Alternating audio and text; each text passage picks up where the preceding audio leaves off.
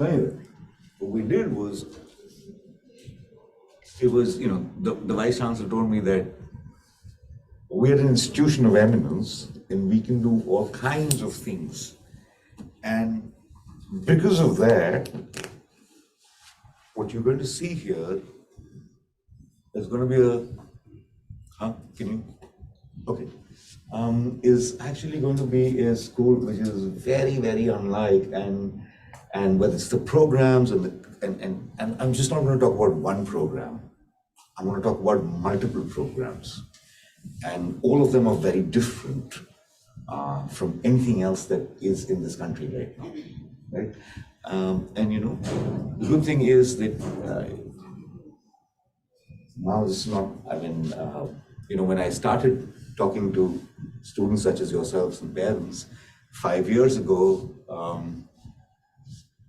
it was just like an idea, right? Because now we have graduating batches, we have few students who have graduated, and we'll be able to show you. I'll be able to show you how differently this program has actually trained them, and what they are doing in a sense, which is so very different from everyone else, right? So that it should be good. Please, why don't you come on this side if you want? Please come. Don't worry, I haven't begun. I'm just saying hello to everyone. Please come sit.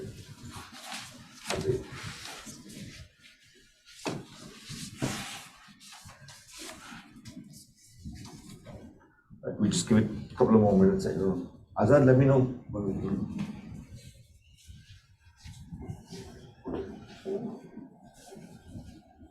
No, I'm just saying, should we start with? Up to you. That's not a challenge. Okay. She's Malini's friend. Malini is one of my colleagues. Okay. My name is Azad. Oh, I didn't know. Okay. I'm Malini's friend. I was at school and I'm Dr. Mini. Okay. I'm a pediatric cardiologist. Oh, wonderful. I just wanted for my daughter and my. Please. Yeah, that's why. I'll send it to you. Just go in.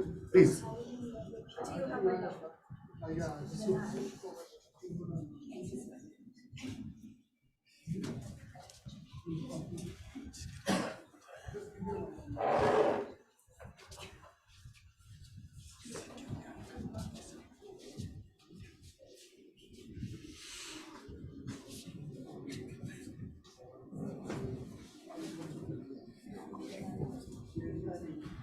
Come.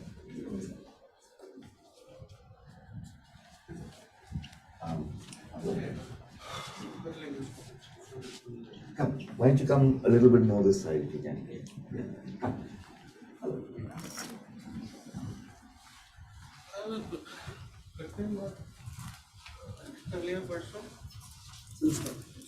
All right. Let me do this. Can you all see the screen? I'm going to be walking. I'm going to try and strangely shaped room, but okay. So let me go again. I am Dr. Joydeep Charity. Right? I am the dean of the school, and like I was telling some of you, came a little late. I started off as an undergraduate in architecture, but my graduate degrees are in history, they're in anthropology, and they're in history of architecture and urbanism. Right? What I'm going to talk to you today is a bit about this school. Just one second, I just need them to stop doing that. Hey, can you all stop doing that, please? Excuse me. I don't want to chat and kind of get, what is the idea? Let's go. Stop doing that. It's not right. It's not right. I don't understand why is the screen on.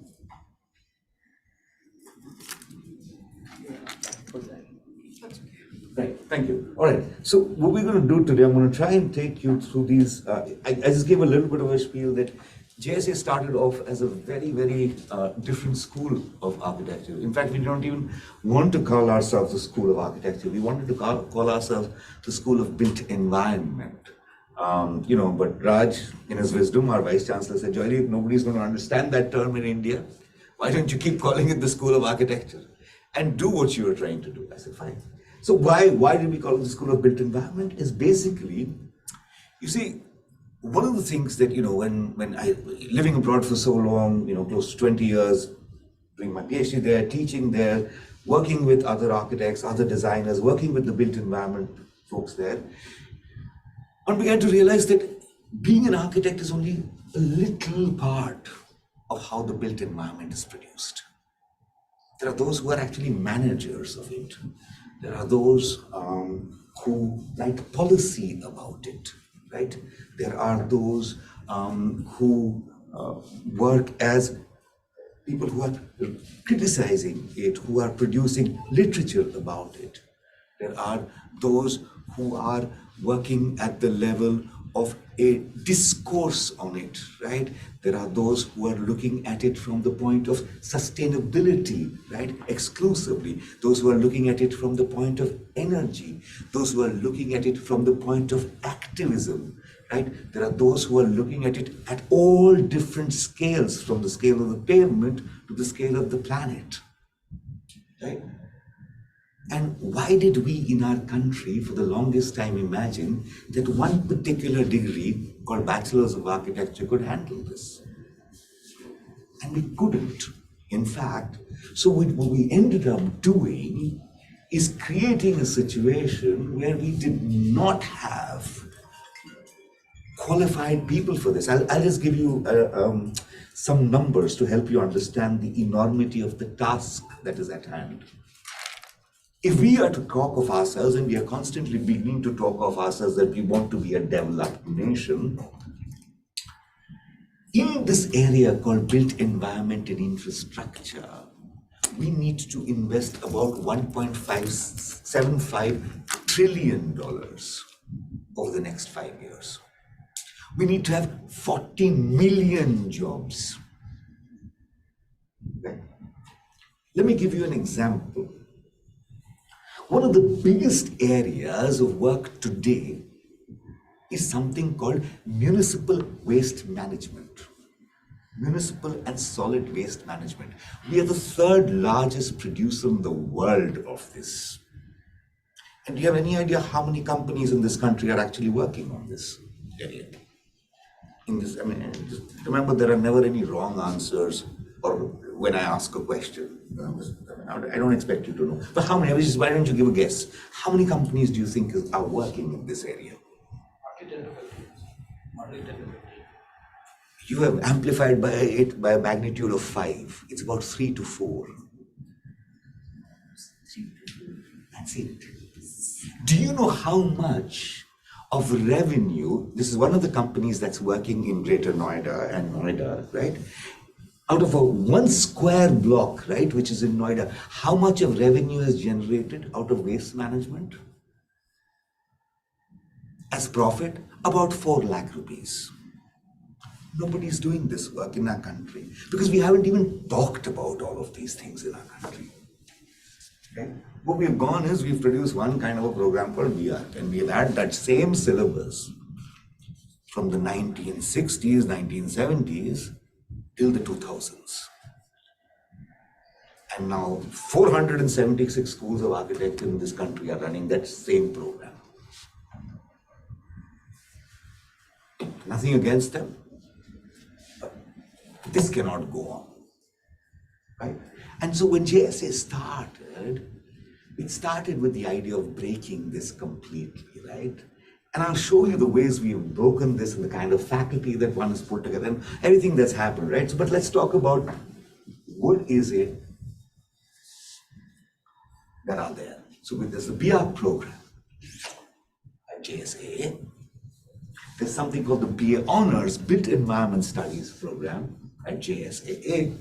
And lastly, something called the Jindal Adelaide Architecture Program. This is something that, this is a part offshoot from this. We've been running this program and this has finally got done, and it's the first batch we are going to take into this right now. I'm super excited about this, and you're actually the first cohort I'm formally presenting this to. All right? What's the BR course? Right? The BR course is the standard 5-year program, but standard only in terms of what you have to understand is that this is a program which is for those who want to be professionally accredited architects in India. And like I said, this is a small part of the pie, right? It's a very small part of the pie.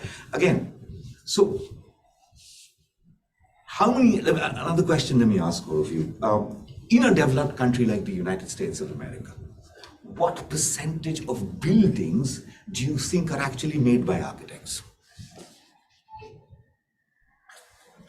Like I said, there are never any wrong answers. Like he gave me an answer. That wasn't a wrong answer. That was just an answer. It was a good guess, actually. I've had all kinds of things. People have told me 500 companies. And I said, no, just divide it by 100, you'll get the right answer. So what do you think is the percentage of buildings that is actually made by architects in a developed country like the United States of America? What do you think is it? Any idea? Come on. Huh? 50%. Anybody else want to take a stab at it? 75 to 80%. 75 to 80%. Fantastic. Anybody else? I'm going to give it 3 tries. And then you're going to realize what I do as a trick. But all right, go ahead. What do you think is that? 15 to 20%. So you're kind of the closest. It's about 7%. It's about 7%. Okay? Please understand that. All right? Please understand that is what's the percentage in India? Now let me ask you. And you're not going to go. Basically difference actually. You are asking for the architect who are constructing the building, or who are actually approving the maps, or Everything inclusive, everything which has a stamp called architect. India, the architects are just approving the maps and all this. No. They are also doing that. They are also. No, mainly. But I'm saying anybody, when I say which has been designed by an architect, what I mean is, somebody who's like, here's a building and this has a designated architect. Because please understand, above 200 square meters, quote unquote, you're supposed to be that certain buildings are supposed to have a signed, your submission plan. So how many do you think of that is actually signed by architects in India now? So if the United States is about 7%, There must be the 0.1%. About that much. Okay? Please understand, because as I said, making of new buildings is that small a sliver. Please understand one thing. You make a building, the standard life of that building is about 75 to 100 years. Its maintenance, its adaptive reuse, its reproduction in something else is a far longer time period. Please understand that. But that is why I'm trying to emphasize the tragedy that we only concentrated on one part of something. What we did not concentrate on in this country is the rest of the 95% of what actually happens with the built environment. Right? So anyway, this program is geared more towards that, but it's also very, very different from how others do it, and I'll talk about how we do it, right? So what you see here are part of the kind of categories which are given to us by Council of Architecture. There's something called professional code, there's something called studio credits, there's something called building sciences credits, departmental seminars, something called skill enhancement, and something called minor. This is very, very different from everyone else. I'll talk about this. Because no other BARC program in this country also offers something called minors. And I'll talk about that. And in a bit. Right? Your 4 years are there, then your 5th year is essentially what you do is that you do your something called your office training, which is mandated by the Council of Architecture, GSAA, and then you do something called what's called the capstone project mainly. And the couple of things that you're seeing, that you may finish some minor courses that are left. Right? I'll talk about the minor in a second. Some of our students, you will see that they are working with very different kind of places. They're working with urban labs and things like that. One of the reasons is this minor program that we allow them to do, right? And there are about 15 such minor programs, and what our students are doing are combining architecture with all kinds of things. For example, with law. So you do a major in architecture, but you do a minor in construction and environment law. And suddenly our students are no longer working as standard architects anywhere.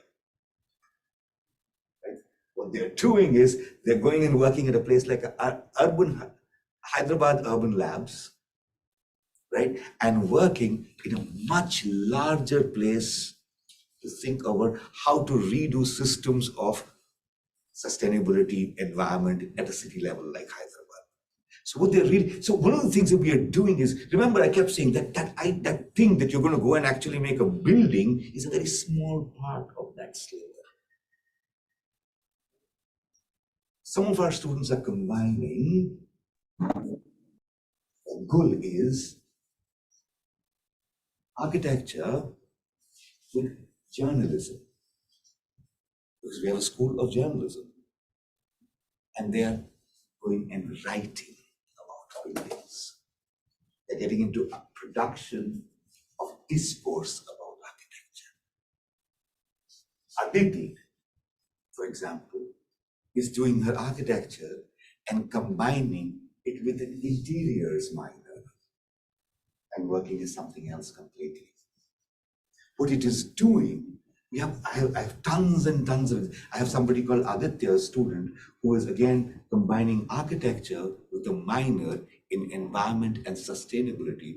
And guess what he's working? He's working with the World Wildlife Fund. You're wondering, what is an architect doing there? Trust me, they need them there. But they need them when they have this kind of a wider exposure than a standard architect. All right. Now, if that is how the BR program works, I want to talk to you about this other program called the BA Built Environment Studies program. Now, if that was a 5-year program, this is a 4-year program. Why is this a 4-year program? You've got to understand, architecture programs all over the world are no longer 5-year programs. Look this up, right? All over the world, they've actually become 4 or 3-year programs at the undergraduate level. For example, if you go to UK, the first thing is called the RIBA Part 1, which is the Royal Institute of British Architects Part 1. That's a 3-year program. Then you have the RIBA Part 2, which is a 2 years, but a master's level program. When you complete the RIBA Part 1, Part 2, then you work in an office, and then you sit for something called the RIBA Part 3, which is what allows you to then register as an architect in the UK. All right, if you go to Australia, for example, and I'll talk about that because our tie-up is with Australia. RIBA Part 3 is how many years program? It's not a program. RIBA Part 3 is actually an examination, right? Which you can only do after 3 years. So you do your RIBA Part 2, then you do 3 years of working in an already registered architect's office. And then you get to sit for the exam, right? So basically, it takes you 3 plus 2, so plus 3, it takes you 8 years to actually go and sit for that exam. That's there, right? So if you go to the United States, for example, the United States is a 4-year undergraduate program in all places. And then depending, but this is what's called a non-professional program, which is what this program is, right? And then you do a professional program, which is a 3-year master's, usually. And then depending on which state you are in the US, so for example, if you're in California, as opposed to New York, California, you have to practice for 4 years under an architect, not as an architect, for 4 years under an architect, and then you can sit for the California Architectural Board exam. The United States has something called the NCARB, National Council for Architectural Registration Board, right? And its schools are under something called NAAB, which is called the North American Architectural Board. Okay. New York, on the other hand, is something very different. So you do 3 years, you do a 2 to 3 years master's, which is a professional, and then depending, it goes anywhere from 4 to 7 years. Right? Please understand, because all over the world people are realizing is that, and which is happening, I mean, that you don't need to register yourself as an architect to actually work in this built environment. Right? Because there are multiple ways for all of you to work.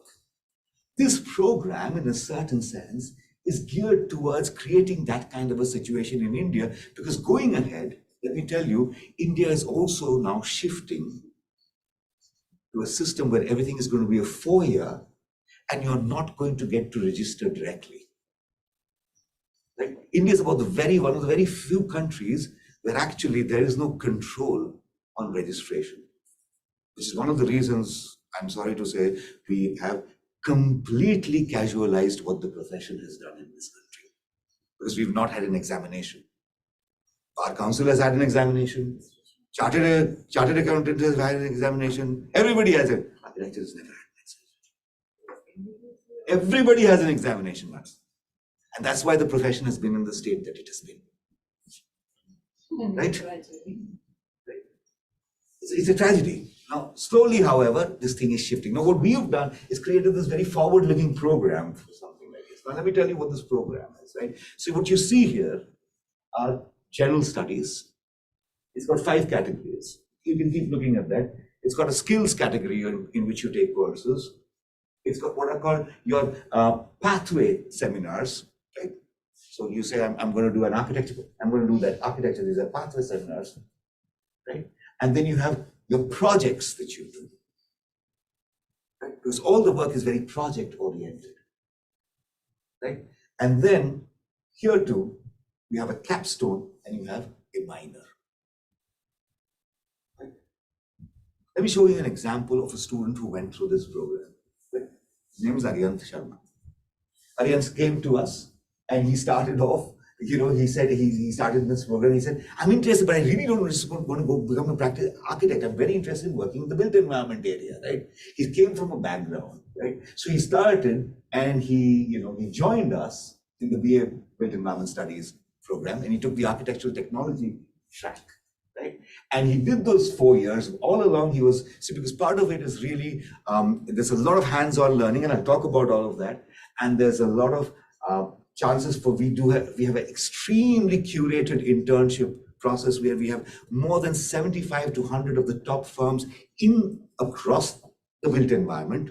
So there are construction firms, there are policy firms, there are environmental sustainability firms, all of whom are tied up with our school, right? And these are not only in India, they're across the world. Right? And each student actually goes through a very curated internship and externship program at our school. So, he worked with something like Colliers. Colliers, I don't know, for those of you who know, is a Fortune 500 company. We have a tie-up with them. Right? So, we said, okay, he said, I'm very interested in understanding finance. I'm very interested in understanding design. I'm very interested in getting to the question of real estate planning. And I'm interested in doing law. So he did a minor in law, right? Which is why he was a legal intern for a while. Okay. Then he worked with consulting finance companies because he did a second minor, right, in the management and entrepreneurship school. We had connected him and make him work at a place like Colliers. He did all of that. He worked. He said, fantastic. I want to do a master's in real estate planning, and he went off to Sheffield. That's the way we are curating things for our students. And that's the way these students are combining things at JSAA. And something radically different from anywhere else what is happening. Okay. All right. So I just want to ask, please. Last slide, you had cyber security. Oh, yeah. He loved doing this thing. So he said, can I do this? I'm like, fine, we'll get you that. He's like, I just wanted to see what it was. But that was not something he came here. But his main thing started from here with us. Yeah. All of these kind of things. The minors helped him. Yeah, all of these things. So it's no longer, please, I started this thing by stop thinking of it as architecture like that. Right? So this is a 4-year program. Right? And there are those who are saying, I want to do this in 4 years, then I want to go and work in the real estate. I want to do this, I want to go and work in the development planning sector. I want to go and work in the environment and sustainability sector. And I have a design background. But everybody has to work as an architect. Not at all. All right. This is by the UGC. Yeah. You understood what I mean. What is the board which certifies the architect? Only the BIAC program, I'll talk about that. The BIAC program is certified by the Council of Architecture, the 5-year program. This one is by the University Grants Commission, UGC, right? Different boards certify different programs, right? I'll come to you. Yes, you. I will come to all of that. We'll just remember that question. Here's the third program. Now, this program, like I said, is super excited about. It's a 3+1+2 program. Now, what is this? This is that you study both with us and you study at the University of Adelaide, which is one of the top architecture programs in Australia. Okay, what do you do? Right? Let's understand this, right? So this is the only program in India of this kind at this present point, right? And you not only become eligible to practice in India, but Australia, New Zealand, and 56 other Commonwealth countries in the world. So you can imagine how this is completely changing where you will go and apply for jobs. When you go through this program, so you get 2 undergraduate degrees and you get a master's degree, right? You get something for a minimum of a 3-year post-work study visa for you to work in both Australia and New Zealand, right? Your curriculum is actually designed across both these countries, right? Let me give you a little bit more. So what happens is you spend 3 years at Jindal, garnering 72 units, right? Spend 1 year, and then you transfer 1 year into the School of Built Environment in Australia, and you get your undergraduate, you get 24 credits in that. At the end of this 4 years, you receive 2 undergraduate degrees. The first one is your BA Built Environment Studies, your BA Built Environment Honours from Jindal. And you get a Bachelor's of Architectural Design from the University of Adelaide. Now, at this point, you have an exit option, if you choose to, or you can continue. And you go on to get an MArch from the School of Architecture and Built Environment in Adelaide, in Australia, right? Because you've already enrolled into this program, right? And you garner 48 credits there. At the end of which, you receive a Master of Architecture from the University of Adelaide, right? And you become eligible, like I said, to essentially go and apply and work in any of these countries all over the world. Okay? Anywhere all over the world. Because otherwise, please understand, architectural work permit is not transferable. Right? You cannot, with a BIAC from India, go with the first degree, go and say, I'm going to become eligible for practice in Australia. No, you are not. You cannot say, can we just go and make it the full screen, please? You cannot,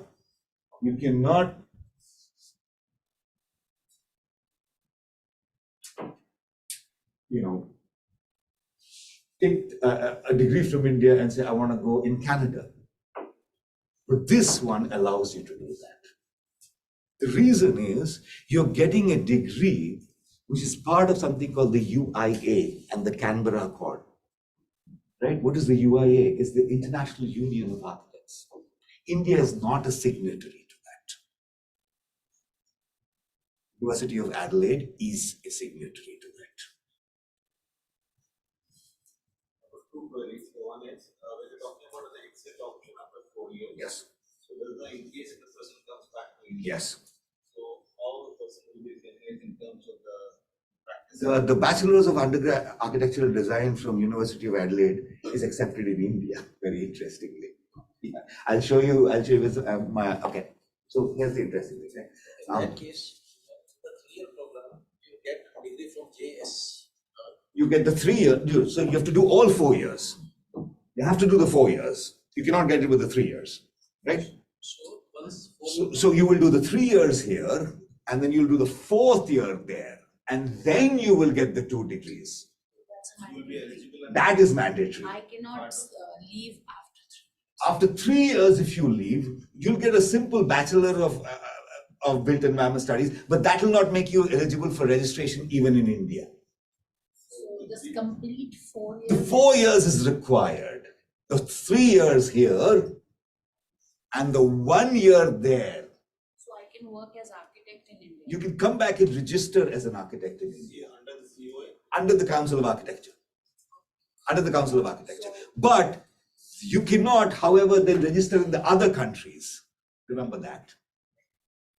Because the registration in the 56 other countries is only if you do the plus 2 years, which actually then you become a part of the Canberra Accord. If we My see that second query Indian is, PR, One by one, please. so Indian graduation for PR is 5 years. Yes. But if I am doing this, It's so 4 I am years. saving 1 year. You're saving 1 year. And I am eligible to register. I mean, You can come back and register in India. You see what I'm under saying? COA. to Under COA. even, Asad, is my bag here? Yep. In my bag here, I want to show them this. Okay? You have to realize there's something called the Architects Act of India, which is something called the Schedule 14. The Schedule 14 says which are the undergraduate degrees, international undergraduate degrees, which allow you to register with Architects of India. One more query. I don't know whether it is relevant or not. Here we are discussing that after doing this 4-year program, I am eligible to work as architect in India. I'm going to show you that, madam. I just told you that. But I hope we don't have to fight with the other organizations You don't. of India to No, you don't. prove this. You don't. Architecture, the minute you come and submit that certificate, the Council of Architecture is incumbent upon them to register you, because in their own Schedule 14, it says the Bachelor of Architecture Design program from Adelaide of University is except for registration That's in what India. my concern Yes, was. So I'll show you we that. don't have to- I'm just going to show you that document. Okay, 1 second. However, but there's a caveat. I'm telling you the caveat. The caveat is, why would you do that? I would never do that. I'll tell you why I would never do that. I would never do that because you just ruined the possibility of that program and stopped yourself from becoming the kind of architect we want you to become through Of that course, program, I'm which is sorry. essentially somebody. Because let me tell you what's the difference. With this kind of a thing, you're looking at a starting salary of 60 lakhs versus a starting salary of 3 lakh rupees. Why are you doing this? Why would you do that? You're looking at a thing where you're suddenly now eligible for work in 56 countries across the world. Whereas coming back to India and registering. So I'm just saying you can do it, and I'll show you the proof that you can do it. That's not the problem. But that's not the imagination of the program. That's not the student. Why do we have so many programs? Because I think each student will have to find the own kind of program that they want to. It's kind of tailored to everybody. Do you see what I'm saying? And I think there are enough students in India who are like, I want to be a part of this global cohort. That's the program you need to go to then. Somebody says, no, I want to be somebody who doesn't want to register in India. I don't want to practice, but I want to work with the built environment. Then there's the Be a Built Environment Studies program. You see what I'm saying? And then there are those like, okay, I want to be a straight-nosed architect, who's going to register in India. Well, then the BR program is for you. The idea is for our students to figure out which program, and this is part of how it was. Were you able to get my bag? Was that? Yes, yeah. Okay, so I just, okay, thanks. Can I? My bag. Here. Okay. So this is the professional handbook of documents. So what you should do is go to something called the Schedule 14. See? Australia. Foreign qualifications recognized by Central Government of India in the Architects Act 1972. Australia, University of Adelaide. You see, I'll tell you, here's the interesting thing. Most of our architects, this is what has surprised me about this profession. Since when has this been allowed? This has been allowed since 73. And nobody has thought we can do this in this country. That is how moribund this discipline has been. 40 years, 50 years have passed. And we have not thought of how we can make a global curriculum in this country. Right? So that's what I'm trying to tell you is how are we shaking all of this up completely? Right? This just exploding and detonating the situation of what's happening, with architecture in this country, right? But we don't take too many students. I once tell you that. Because you'll realize the way what we are doing. All right. I will tell you a little bit about the fees. I'll come back to it. But I want to talk a little bit about minor program. I will take up all queries. Just hold on. Let me just quickly go through my presentation. So what you see here is how our minors work. Our students have 16 minors to choose from and 4 majors. So essentially, each student who comes in has 64 degree combinations. We have students who are combining, built environment studies with entrepreneurship, with business studies, with literary studies, with political science, with international affairs. That one took me by surprise. Yes. I was like, one of my students, Ronak Singh Bhanjal, is, sir, I'm interested in combining design, architecture, and political and international affairs. I said, Ronak, this one even I did not think of. What are you planning to do? And you know what is he working on? He's actually working on the General Agreement of Trade in Services and Tariffs and seeing how design is a part of that.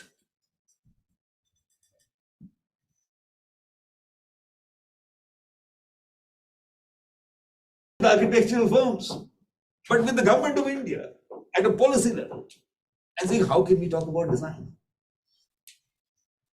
Right. We have a plethora of international, our students, our students, other than the BIAC program, and I'll talk about it, because the BIAC program does not allow for semester exchange and semester abroad, because the Council of Architecture hasn't still figured out what is the credit exchange. Right? But we have something called a short-term study abroad program for the BIAC students. But for the other programs, we have semester exchanges, semester abroads, you name it, all kinds of things, and from the top place in the world. That's the #1 program in the world. My old school. Arizona is one of the top, Liverpool, you name it. Jindal, as a university, has more than 250 collaborations which open up to our students.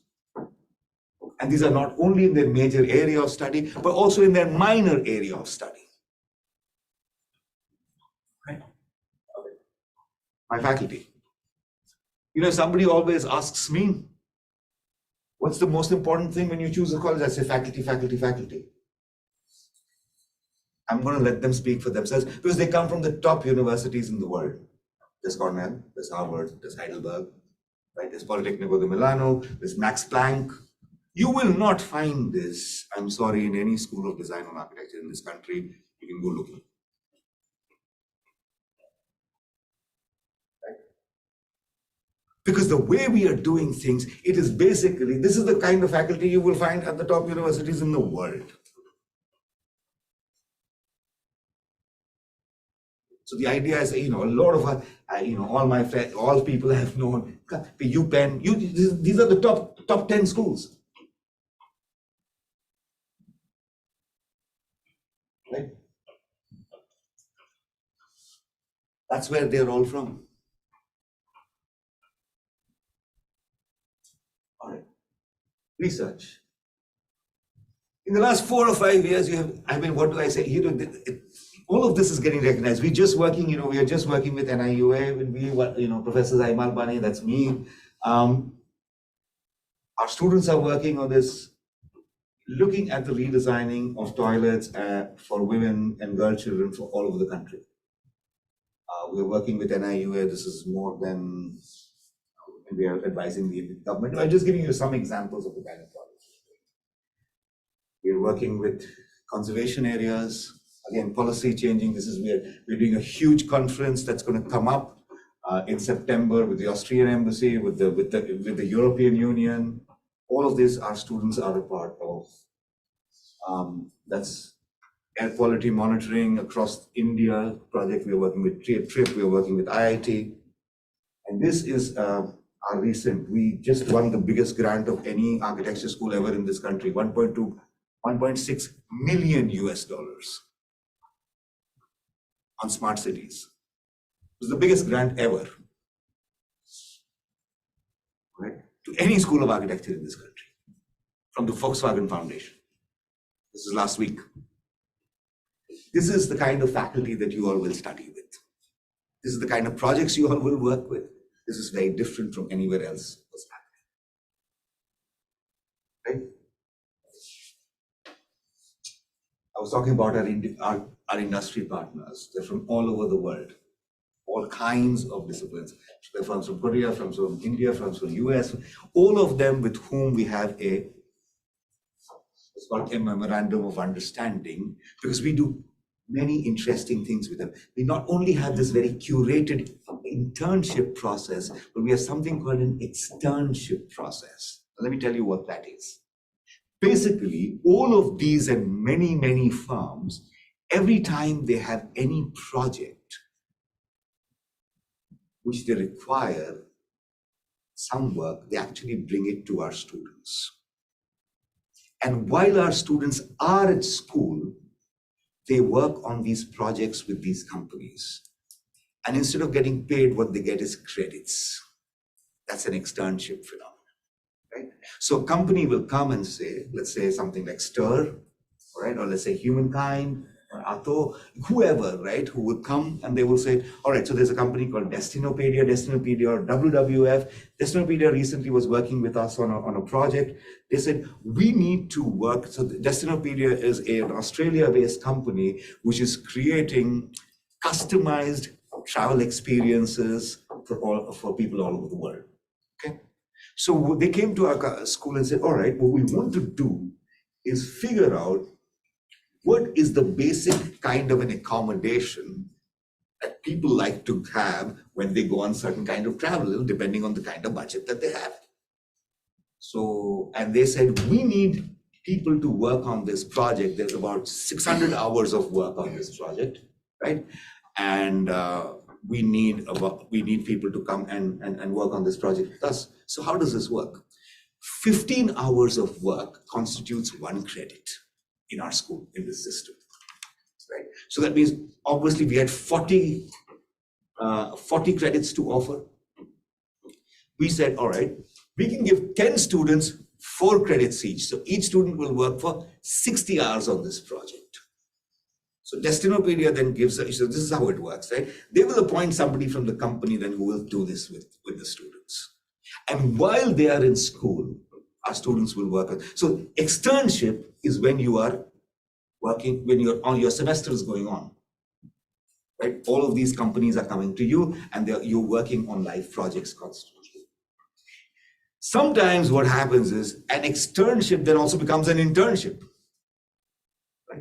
But what also happens is that all of these companies, and we have folks coming in all the time, right? For example, Rafiq, who's from Bangladesh, he came into our school and he said, all right, I want to do something. We need, design students from India to come into Bangladesh. I want to start a Rafiq Azam bursaries and a travel bursary and an internship policy. So what we are doing is that, students are going to work with the Rafiq Azam Foundation on externships and then go on to Bangladesh and somewhere else to do their internship.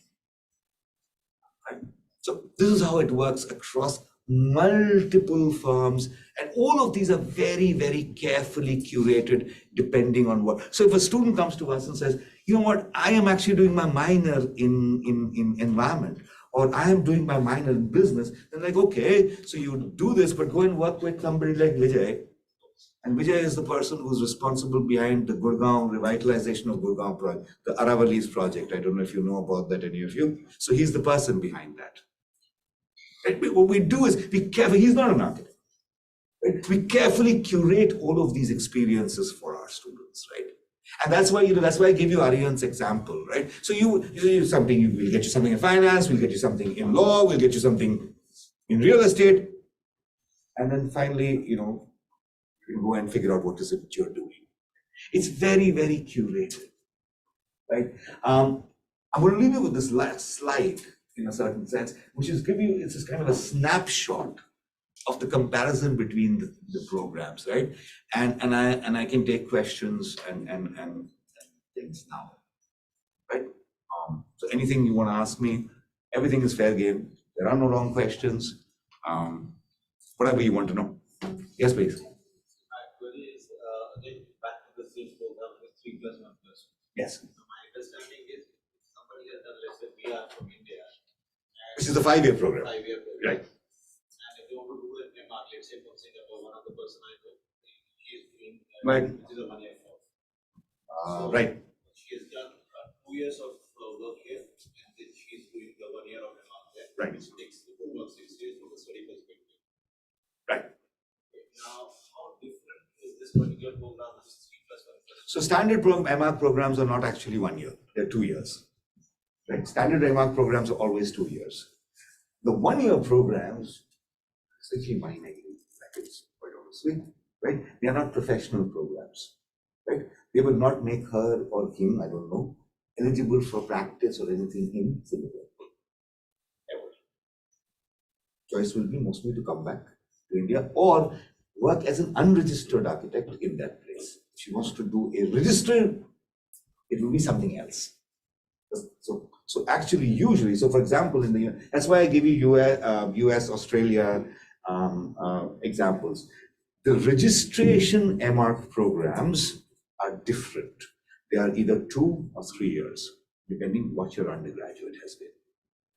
Right. So, for example, in the US, if you've had a 4-year undergraduate, right, which is the most undergraduate, the typical registration-based MArch program is 2 or 3 years. Right? So this one doesn't sound like a registration MArch. It sounds like a kind of a non-professional MArch, which is there. Right? So for example, the UK has such programs too, which is like a 1-year MArch, but it's not a RIBA accredited MArch. Right? We should not allow them to register. So if somebody takes again the 3+1+2, then once they come back to India, they will be treated as a MArch degree is going to be recognized here from a MArch perspective. Yes. I mean, you'll be allowed to raise, but again, of course, I mean that because that's a 2-year MArch also. But remember, I just showed you that even the undergraduate of Adelaide is actually eligible for registration here, right? So it's that's also there. But again, I'm going to tell you, why will that? The first thing is that as soon as you're getting that MArch, you are getting a 3-year work permit. All right. So now look at it this way: you've had 3 years of studying in Australia. 3 years of work permit in Australia. How many years have you been in Australia? 6 years. You're already registered, eligible for permanent residency in Australia too. That's the interesting thing, as per the points. 2 years must have been. No, 3 + 1 + 2. No, that 1 + 2 is 3 years. No, in Australia. These 3 are at Jindal. That's the undergraduate 1 at Australia. That's the master's 2 in Australia, no? So you've done 3, and then you've now got a 3-year post-study minimum. So you've got 6 years in Australia. You're essentially eligible for a permanent residency also, right? This is a very, very, look, that's what I said. It depends on what are you seeing yourself in the future? Are you seeing yourself as somebody who's working within the architectural discipline in India? Then that's the course for you to do. Are you seeing yourself working in the larger built environment across the world? Then this is the course for you to go to. Are you seeing yourself as an architectural professional across then this is so it depends. Would you? And how do you combine? Then there are all these minor options for you to combine. There's 16 minors for you to combine, right? Oh, and I did not even, I think I was making this slide last night. I forgot to. One of the other very interesting things that we have is that after the first year at Jindal, at JSA, we allow students, we don't have horizontal years for our students anymore, right? So what happens is, other than a few courses in which we fix things, We say, okay, some courses which have prerequisites. So you're on the system of prerequisites, right? So let's say if you want to take this course, you have to take that course before it, right? Students pretty much design their own curriculum. So students go, okay, let me see if I can show you an example of that. Not be in, if I switch something here,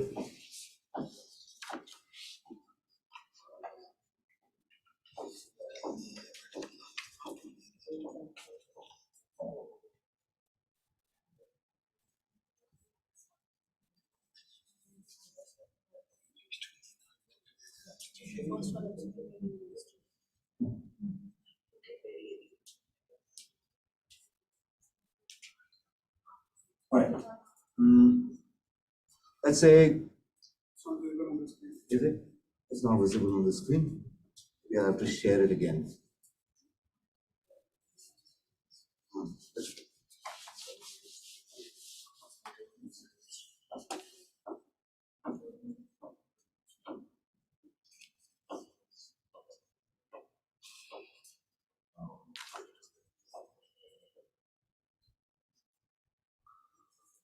Can you see the screen? All right.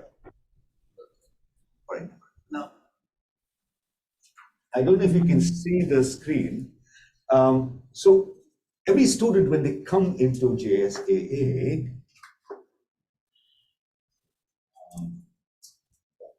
what they do is they're giving this kind of a thing. It's what's called a course and credit distribution map, right? Which tells you, of course, which tells you, apart from all the courses that you've got to take, what it tells you is which are your fixed points. So for example, this course you can only take in the first semester. But that's not true of this course. You see what I'm saying? Right? That's not true of this course. This is that practicum, the externship that I was talking about. Right? That's not true of this course. So what students do is essentially designing their own curriculum. They're like, I think I want to take this course in the 7th semester, not in the 5th semester anymore. Students can pretty much curate their own timetable. Look, all of this might seem a little fascinating, but this is how the rest of the world works. It's just that we haven't done these kind of things in India, but we are doing them now. Because you know, why is this? Because please understand one thing. All of you who are going to join us, all of you are individuals. You have your own way of learning. You have your own pace of learning. And the minute we can create a syllabus and a system which leverages your style of learning, you learn better. It's very simple. Because you're going to take the courses that you really want to. Nobody's forcing you to do that. So our students, so we have a very strong mentor-mentee program, right? So we don't, like I said, we don't take too many students, right? Our faculty to student ratio is 1:9. That's it. It's not going to ever increase. So every student has a group of about 6 to 7 students has a mentor. You have a faculty mentor, and then you have a student mentor who's a senior student, right? And what happens is in your first year, you're told all of these kind of things, and you sit with your mentor and you kind of go, all right, what's your name? Anushka. So Anushka says, all right, let's say your faculty mentor is Professor Nag. So Professor Nag, I am Anushka, and what are you interested in, Anushka? Okay, and what else are you interested in? Apart from this career? Yes. So sports. Sports. Fair enough, right? And you want to do something in there, and you're somebody who's very interested in the extracurricular, right? What we do is we plan out the way you want to do. Right? So we say, okay, you might say, I want to take these kind of extracurricular kind of coursework at this point of time. I want to take my architecture coursework at this point of time. I want to take my minor coursework at this point of time. Because remember, after your foundation year, the coursework is very flexible. We're just telling you some things, right? We're saying, okay, this atelier, Anushka, you've got to take in your 5th semester. We fix that point for you. but we haven't fixed so many points for you. We can, I can scroll down and you'll say, so many points are not fixed for you. And it's up to you to design your own curriculum. Okay, Azad, can you just scroll down a bit, go right till the end. I want to show them the open coursework. Go right till the end.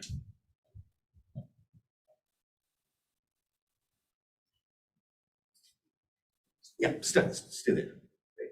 So what you see here, this is the BA Built Environment Studies program that you're looking at, right? The 4-year program, right? 24 credits are pretty much your choice. You see that? It's called open coursework. Right? Here you're going to say, do I want to take a coursework in entrepreneurship? Do I want to take a course? So that's 24 credits are reserved for that. We are giving you the pathway seminars. Remember when I was showing you the thing, I was saying there's something called pathway seminars. These are your pathway seminars. These are your generals. These are your skills and ability, right? And we tell you, so for example, something like building information modeling, right? We're like, okay, you want to do it in 6th, 3 or 8th semester if you want to. Take it whenever you want to. You see that at some point of time you can go, I am working on this project and I actually need to work on building information modeling. I'm going to take both of them together. And that's what you're carefully sitting down with your mentor and planning out. So at the beginning of every semester and at the end of every semester, the mentor and the mentee, they give us a signed kind of a choice. Right? The next semester, I want to take this, and this course. And that gets approved by your mentor. And then we have a system in which you bid for those courses and you get that. Right? So the whole thing is very differently curated. Okay. I want to stop here. Any other questions? So Jaideep, sorry, can you announce to the people on the Zoom? Yes. They can unmute and ask questions. Yes. Anybody who has questions in Zoom can also do that. You can either type it in or you can just ask the question directly by unmuting yourself. Yes. There's a question. So somebody's going to actually have to read out the question. Azad, if you can you take over that? And hello, sir. I have already written the question. If somebody can read or should I ask?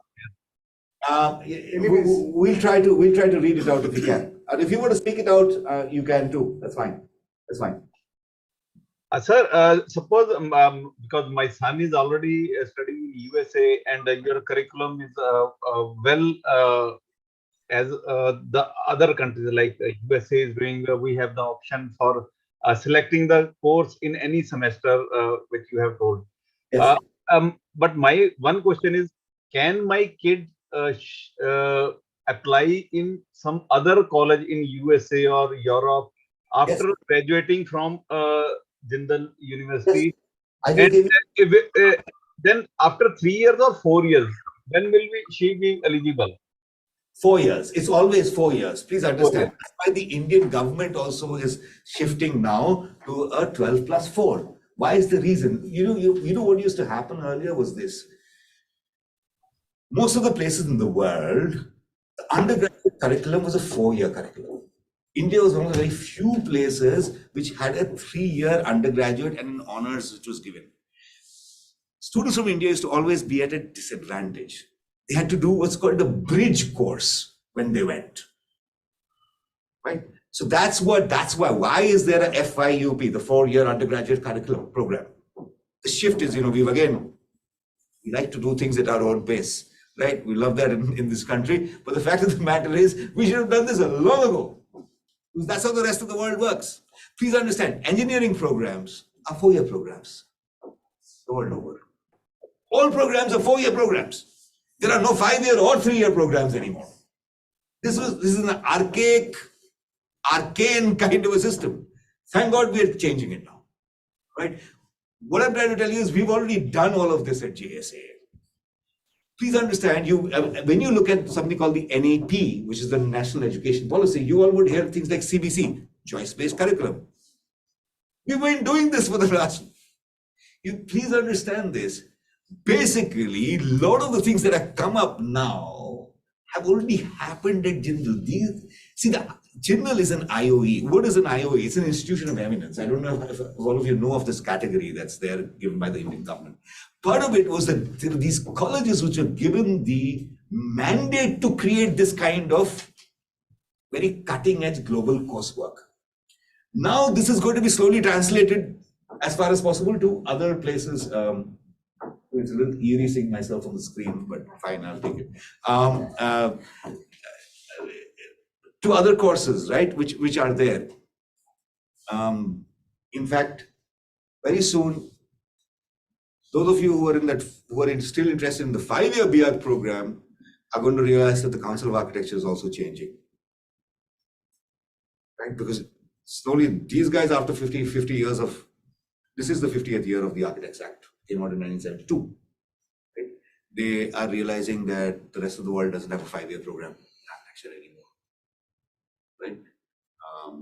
The All India Council for Technical Education realized this a few years ago, because the debate that happened, and one of my colleagues, Girish, who's part of our faculty member, was part of the committee that therein Girish turned around and asked the question that, look, if Massachusetts Institute of Technology can teach engineering in 4 years, so can we. It is not possible.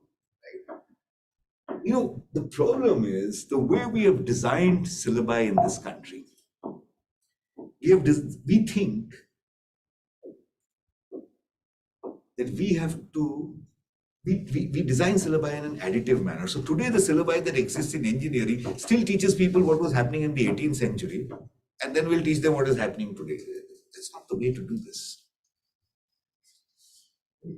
The way to do this is that you have to realize that there are some things that are no longer relevant anymore. Madam, you're a pediatric cardiologist. Are you still teaching stuff that happened in the 18th century on how?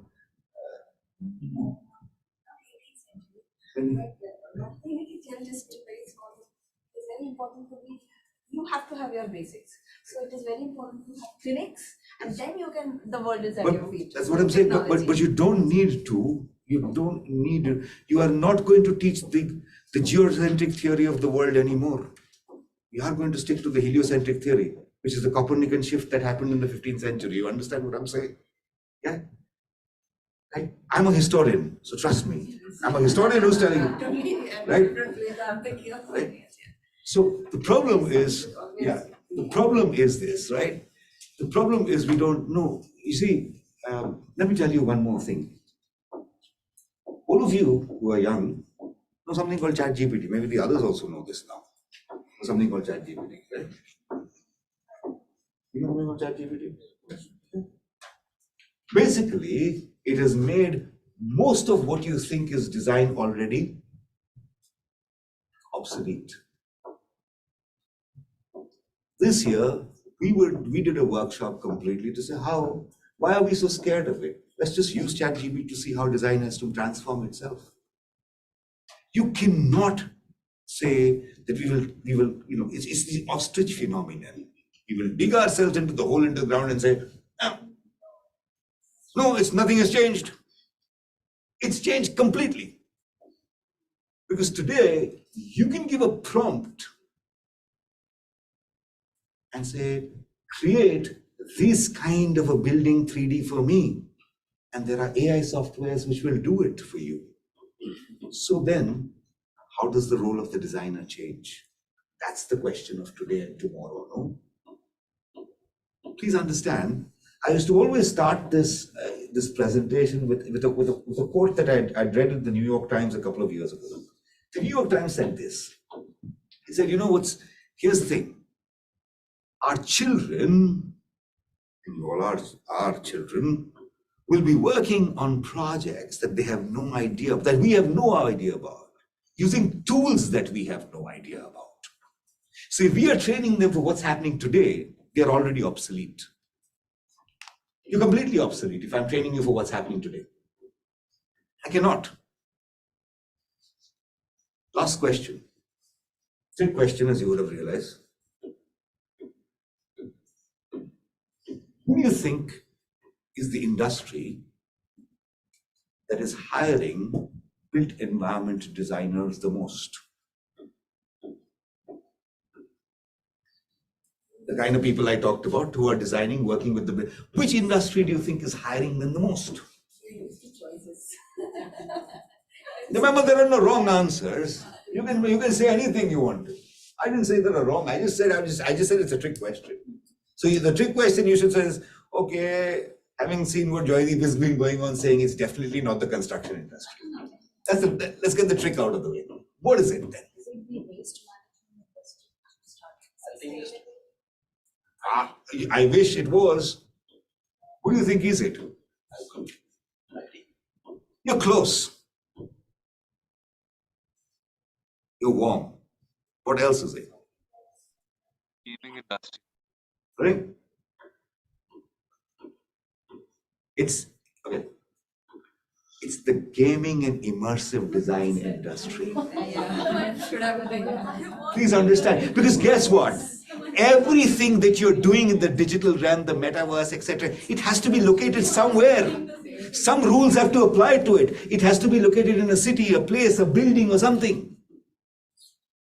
And who knows how to design that better? That's why the most recent program we started in our school, as the only kind of program, is called Immersive Digital Environments.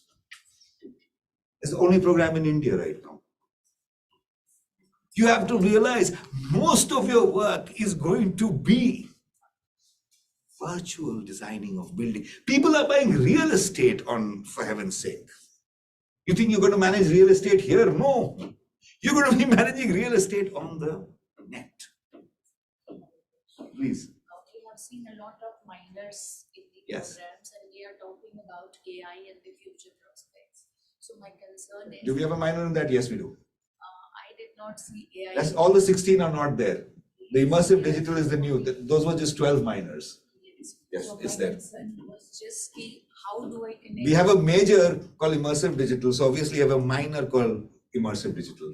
We have a major called urban and community studies. So we have a minor in urban and community studies. We have a major called interior in our school, interior design. So we have a minor for our students to do. All the 16 ones, these were just the minors from outside of JSA.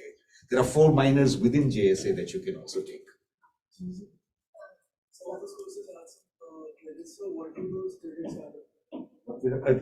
Do you want to go back to the presentation? Okay, let's go back. I'm not very clear. Can we go back to the presentation, please?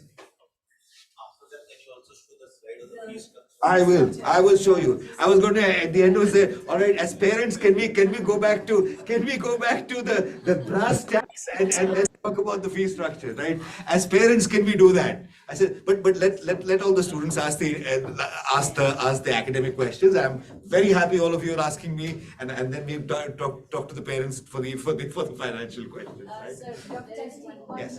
how old is JSS? How old? 5 years now. 5 years. 5 years now. the first batch is going to pass out this year. One batch is already passed out. See, Aryan, the BA Built Environment Studies, Aryan, whose One batch example, is just right, graduated last year. 2 batches are graduating this year. 5-year course will be. 5 year, the first one. The 4-year program has already graduated students, right? The 5-year is graduating, and the examples I gave you of people who already have the jobs and things like that, right? Right. That University Adelaide wala jo aapka course hai, that is acceptable in Commonwealth countries only, and Yes. not in European and It is there too, but not for direct registration. you have to work under somebody else. So US, for example, does not accept from anywhere. It doesn't even make a difference if you come from, like I have a degree from a NAAB, the top program in the world. But even for me to register, if I would have to go back and work in California for 4 years. वो उनका system. US has a very different system. See, because in the US, the licensure is not even a central licensure. US's licensure is a state-based licensure. UK allows for UK licensing. US will not allow that. So you may be licensed in California, but you can't practice in New Mexico. Same with Australia. Australia. New South Wales. Australia. No. Australia also has a common licensing. This licensing, yeah. Not for law and not for medicine. Yes. For medicine, it doesn't. But for architecture, in fact, it is Australia and New Zealand. Yes. That's why I said that it is Australia and New Zealand. Right? So, And then and because of this Canberra Accord that is there, you can therefore get, so your question, tell me your name, please. Which was the slide that you had in mind that you wanted to ask? Which one? This one? Previous one. Oh, no, you mean credits in general. So, all right, okay. I apologize. I should have. All right. So, what is a credit, right? The idea is a credit hour is the amount of time you spend to acquire one credit in that subject, right? So, one credit at Jindal equals 15 hours of study, right? So, if a program is, let's say, if a particular course is 3 credits, that means you have got to have had a contact 45 hours of study with a faculty in that thing, right? That's what it means. And please understand, the credits is a universal concept simply because that's what allows for exchange of credits to happen, right? So why is it so? When we did this Adelaide program, right? We did our course mapping, right? And we said, all right, these courses Adelaide will accept from us. And those courses from Adelaide School, we will accept. And that's why we will both give you a degree, right? That cannot happen if we don't say how much a credit equals what, right? So a credit equals, at Jindal, a credit equals, 1 credit equals that you've studied at least 15 hours in that subject. Does that answer your question? All right. Any other question? Please.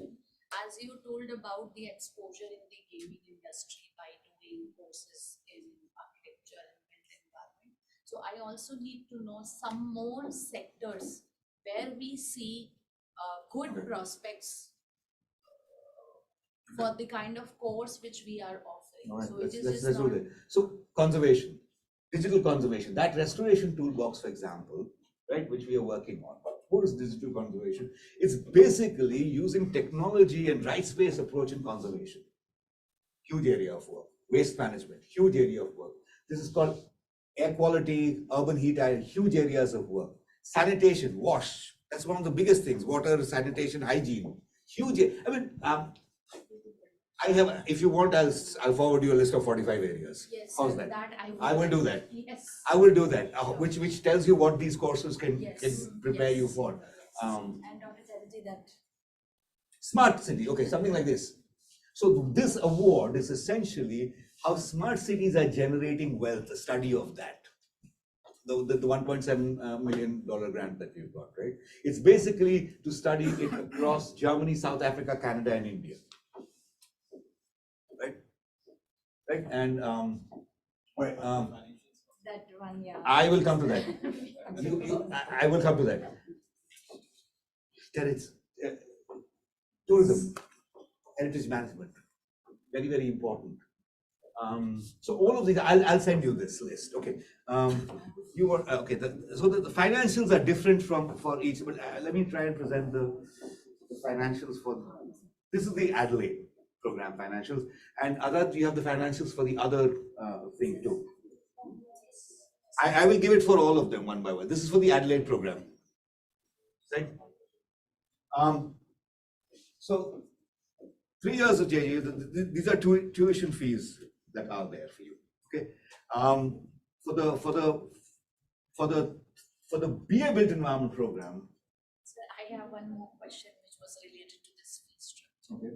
As we have shown that complete figure, though you told us about the internship programs also Yes. in between, but are there any chances where students can somewhat like earn while they Yes, learn? yes. So, okay, please understand this. All of these students, as long as they maintain a certain GPA, they get a 30% guaranteed scholarship at Adelaide. That's number one. Right? They get a 30% guaranteed scholarship at Adelaide. It's not guaranteed, right, sir? No, because you can either get a 20 or a 30. So if you fall below 6.5, you get a 20. 5.5 to 6.5, 20. 6.5 and above, 30. That's it. It's 20 and 30. So 30 is the upper limit, 20 is the lower limit. Yes, there is an academic stipulation. You cannot fall below 5.5. Right? we are not going to allow you to go there, right? Because please understand that for this program, for example, we are going to take an interview, because the letter you're going to get is going to say you're admitted to both programs. There are only two conditions that remain: that you have to satisfy the 5.5 academic thing, and in your year 3, you're going to have to take the IELTS or the TOEFL, which is the TOEFL, right? Annual tuition fee or net tuition fee? What is the difference? There's one annual tuition fee. And Okay, so this is all right. Yeah, sorry, I apologize. My bad. This is the same actually. This is for the 3 years. What's the annual net tuition fee? That should have been per year. I apologize. That is the 3 year. That's net tuition fee. This one is the net tuition fee 3 years. for 3 years. At Jindal, right? This is what remains for the BA Built Environment Studies program, but just add a 4th year too. So that plus an additional year. Okay. Now the BARC is 4 lakhs per year into 5 years. That's 20. The net tuition fee. That's the The fee tuition. structure is there in the brochure. It's there. I did not add that because those are in the brochure. For the other two, it's there in the brochure. That's why I did not add it here. These are including stay. No. These are tuition fees. Tuition fees that are there. These are tuition fees, right? Increment of per year, an increment of next year. Not in the These tuition are fees. fixed. So this one is fixed. Fixed. When you enter, we don't change that. We don't change that. When you enter at a certain fee, you do that. Now there is for the stay now. Okay, there are always scholarships in all the programs, right? But that depends on your entrance examination. So every program has a different entrance exam requirement. The BARC program, because it is bound with the Council of Architecture, can only have students after they have taken an NATA and they have the Not JEE, sir. Not JEE, not JEE, only NATA. only NATA, and they have to have physics, chemistry, mathematics. Again, this is what I mean by archaic rules. Do you know that's not the rule anywhere in the world for architecture? No other country in the world says you have to have physics, chemistry, maths for architecture. We haven't gotten over. This also changed Right. recently. They change it every year, madam. But earlier they They keep- allowed all stream students with. No, they never allowed all streams. No. Trust me. No, trust me. They only allowed once, twice. Commerce with No. maths. Commerce with There was only once this thing. First, they can't make up their mind. कभी आपको maths चाहिए, Maths. कभी कहते हैं physics चाहिए और chemistry चाहिए, फिर कभी कहते हैं नहीं maths और chemistry चाहिए. They keep doing this. Yes. I have 3 people I have 3 parents one parent, and I understand parents, okay? One parent said, we sent our student to IB with a combination of physics and maths because 2 years ago, Council of Architecture said that we will do physics and maths. Yes. And Now then- this year they have said, no, we can't do. He said, I'm going to sue the Council of Architecture. I said, please go ahead and do it on my behalf also. Because those guys are mad. They don't know what the hell they are doing. Actually, I have a basic fundamental query. What is the process of selection? I will come. Let me just finish with the categories for criteria for. But the other programs, right? The other programs is that you have to have either taken your SAT, Scholastic Aptitude Test, your ACTs, or there's something called the Jindal Creative Aptitude Test, which is there, right? Which we test, which is like the SATs for all the other programs, right? That's the criteria, right? What's the criteria of how do we select our students? There is it's a slightly involved process. We again don't select them just randomly. You have to fill in your form of application, which is a pretty involved form because we take a statement of purpose, we do all of that, right? But then for the NATA, for the BARC program, then we follow what the Council of Architecture tells us, which is basically to take your 12th class grades and your NATA scores and combine them. But for the other programs, you have your JCAT that you have to give all your other scores, but then you also have an interview. For other programs, we do not select students without interviews. The weightage is 50-50 for BR for the class 12th as well as the Yes. Right, because that's standard. That's Council of Architecture. We cannot. How many students are there in the BR course? Okay, so all across, we have 40 students in our BR course. we never plan to increase this. Please keep that in mind. In our Adelaide and other programs, we have 15 students. That's it. And these are the numbers. We don't, that's what I meant by saying the kind of things that we are doing, we cannot do if we take 100 students, 200 students. This is very carefully curated. We are trying to create a different kind of student, right? That's why the 1:9, all our programs are small like this, right? Because it's very, very carefully curated, crafted, catered to every individual student and how they do things. We cannot do this. We don't take 400 students at JSA. We just don't. We take like 15 students, 20 students in a program. That's how we do this. We don't take more than that. Right? Any other questions that I can help you with? Something different, sir. Again, because these youngsters, they have very different bent of minds even after joining the course. And after listening to you, we understand it has got a lot of work and a lot of labor to achieve what they are looking for. So how do you keep them motivated to work? Or yes, I understand, but still. See, that's part of it is, see, but part of the motivation idea is this, right? Look, So though 9 is if you keep doing what you really love, motivation is not that a problem. You know, why is motivation a problem? Because in this country, we've always had this one size fits all. आपको भी वही पढ़ाएंगे जो इसको पढ़ाएंगे जो इनको पढ़ाएंगे जो मुझे पढ़ाएंगे. But what if I want to do it differently? See, that's why I started with my story when I started. I was terrible as a student in this country. Because I was like, why are you making me do just things that I don't want to do? And when I went to the United States of America, and that's why our students do so well when they go there. I have not paid, please understand, my GPA at University of Cincinnati was 3.98 out of 4. My GPA at Cornell was 3.99 out of 4. And this is one of the top universities in the world. Cornell takes 100 out of 1,100 applications for its PhD, takes 4 students. I was the first one to be selected there. They were like, everybody was like, this guy doesn't stop studying. And here people were like, this guy never studied. The reason is very simple. The reason is because we are shoving the same damn thing through her throat, through his throat. We're doing that. This is not what education is supposed to be. Education is supposed to be a matching of students' interests with what they want to learn.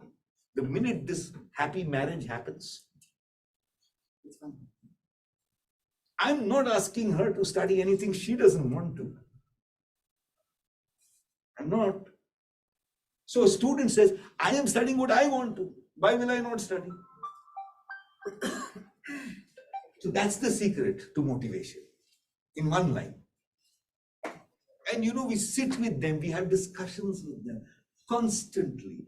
What is it? How do you, because students change. We have students who started off in the interior program, finally graduated as urban and community designers. Because after the first year, they said, we want to change our majors. We allow that too. Because you can come in and you have a foundation year and you get exposure to so many different ideas, because the foundation year is really about unpacking your this knowledge system. And students come and say, I thought I wanted to become an architect. No. I am very interested in interiors, is what actually I'm interested in. Who's stopping you? Because the foundation year was common for all of you, There are some basic things about design that we can teach you across all of these disciplines. And that's what the foundation year is. So students come in and they say, there are students like I gave you Aryan's example. He started off by saying, I want to do a legal law minor. I said, no, I'm interested, but I'm going to add that law minor. I'm going to add a finance and entrepreneurship minor to it. Do it. We've had students who come and say, can I create my own minor? I said, okay, let's find you a guide. Let's find you a committee.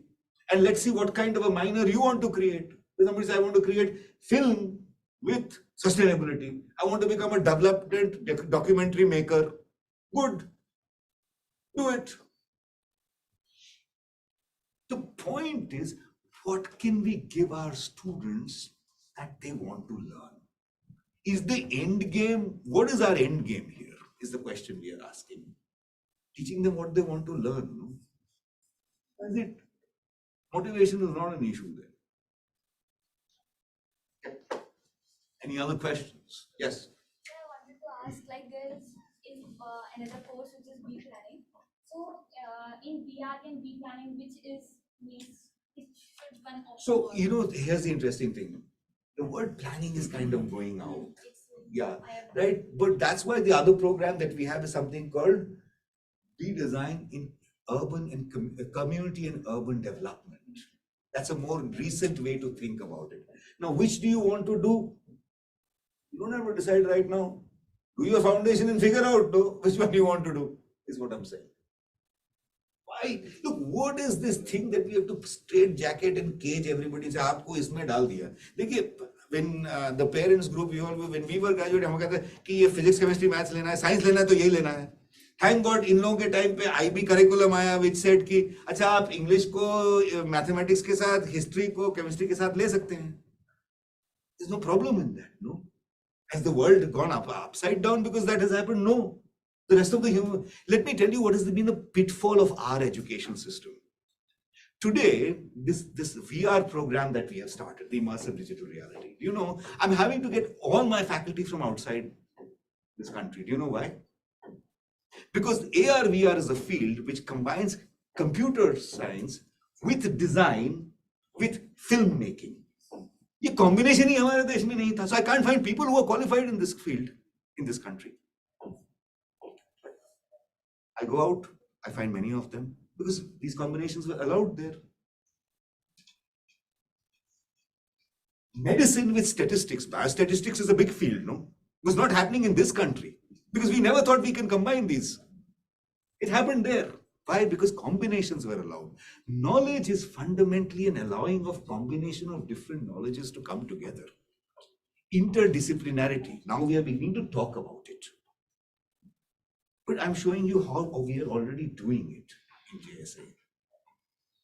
And how this is happening. Students are graduating. I want you, please go and see our Instagram page, go and talk to our students, talk to them, go and talk to the faculty. You'll see what they're doing. Wonderful. Great. So that's all for today.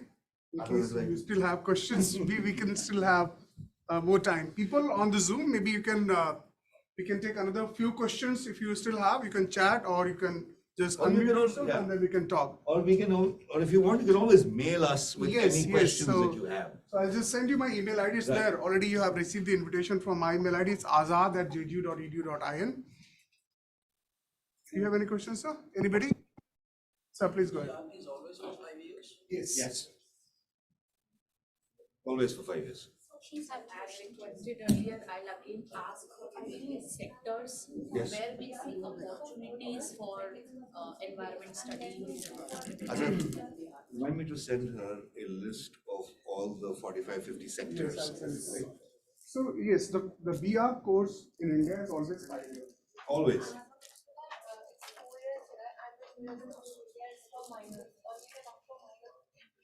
So you lost bit of this. So let me remind it.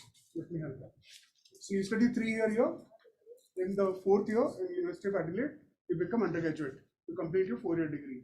Then you do 2 more years to become masters in architecture. But she's asking about mine. So while you're doing your 3 years, here, you still opt for a minor. Yes, please. Yeah. And if some of your minor credits remain, you can take it there. You understand? Please. My pleasure. My pleasure. My pleasure. Is it tea and stuff for folks? Other if people want to have a cup of tea. We have mine.